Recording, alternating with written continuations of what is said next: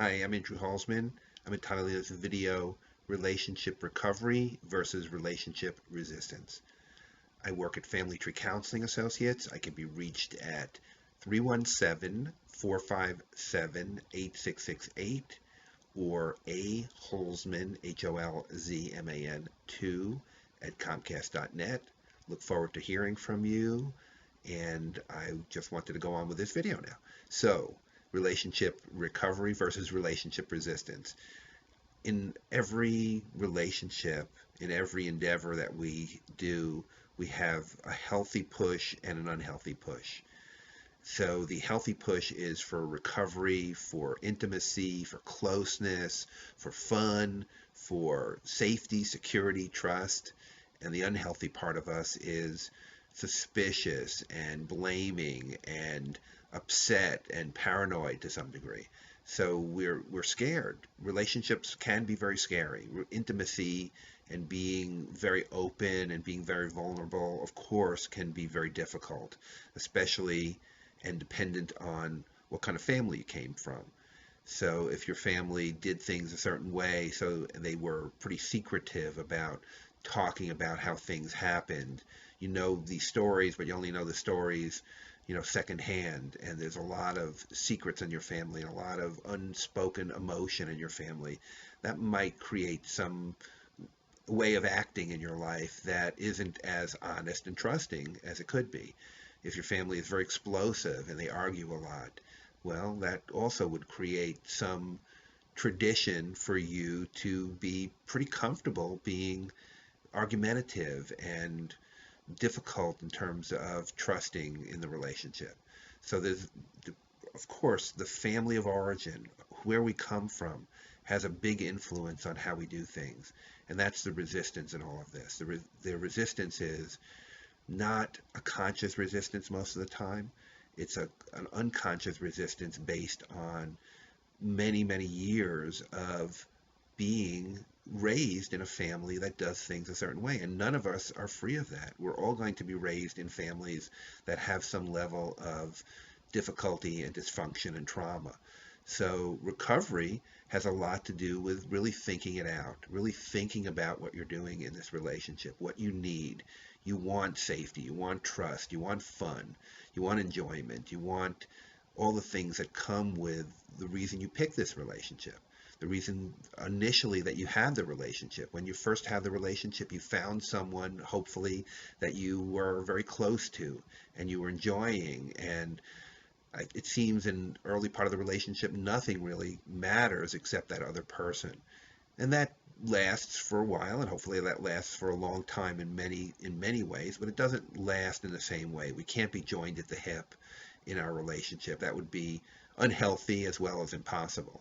So things come up, and as a relationship goes on, and you get married possibly, and have children possibly, and certainly work and life's stressors and life's expectations prevent us from being as close as we wanted to be in the relationship. And it's harder to be close when there's a lot of things in our life that pull on us. But if we make time for that, if we keep the big picture in mind that this relationship matters, that all things in some ways flow from this, at least in the family, flow from this relationship, that we want a safe and secure and trusting and interesting relationship and fun relationship.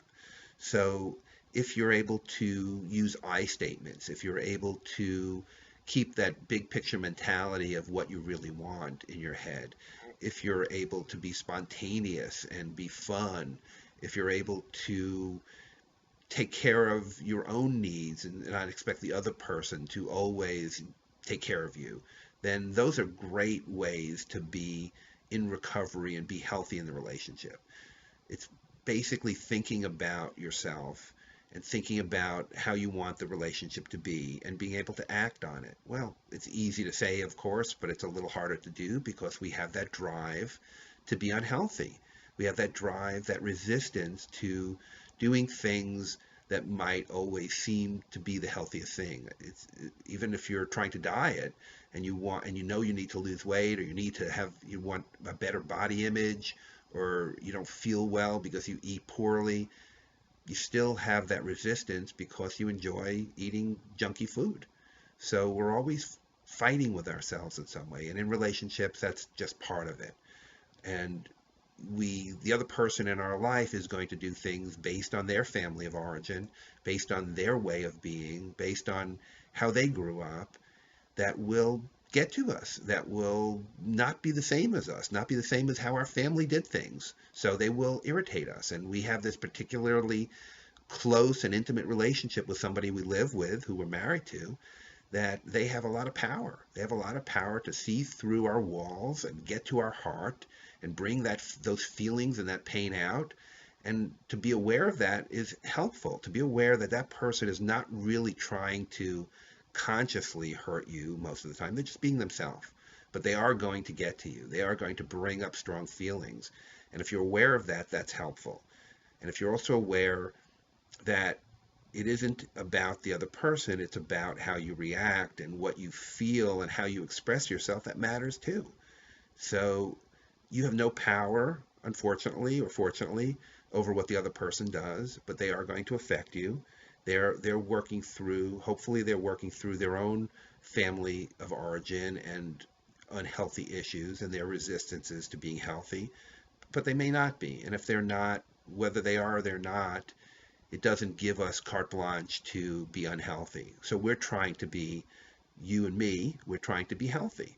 We're trying to do what we need to do to take care of ourselves in this relationship and to present ourselves in a way, a vulnerable, trusting, safe way that brings up good feelings if the other person is ready for it and we feel satisfied in doing what we need to do.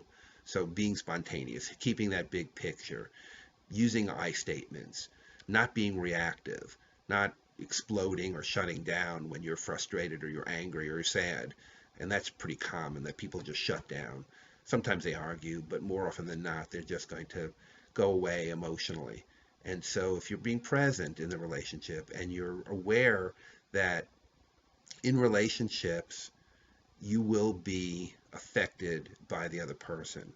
And there is this other pattern, this other drive to be unhealthy from your partner and from yourself.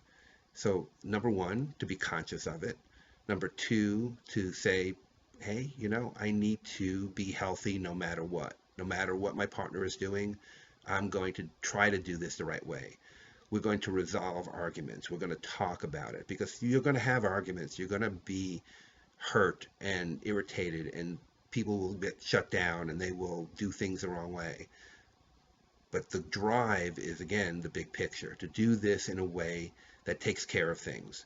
And if you can do that, if you can go for the recovery zone as opposed to giving into the resistance, giving into the ways that you've always done things or the way your parents have always done things, then you can have a really pretty healthy relationship. So thank you for listening. My name is Andy Holzman, work at Family Tree Counseling, and this is just a short summary of resistance versus recovery. Recovery is something that we all are striving for. Recovery is something that we want to do, meaning we want to be healthier in our relationship. We don't want to just give in to the ways we've always done something. That's the easiest way to do it, is to give in and to just be reactive and to be shut down and to be explosive, as opposed to really thinking about it. Like I said, thinking about what's going on, what you need, what the big picture is, how to act in that relationship, how to be a good spouse and a good parent. It takes thought. It takes emotional investment to be able to do that. It takes motivation to change. It's not easy because we have that pattern of 30, 40, 50, 60 years, whatever it is, that pattern of our life. And our spouse is just that person who's going to help us work that through. They're going to help us work that through by being themselves and by being so close to us that they affect us. So it's not their fault, of course. It's just that we pick someone who's going to affect us. And if they affect us, all the better for it. It's an opportunity to grow and to be in recovery if you can get past the resistance. And the resistance is going to be there. So again, thank you. Andy Holzman, Family Tree Counseling, 317-457-8668, aholzman2@comcast.net. Look forward to talking to you again. Bye.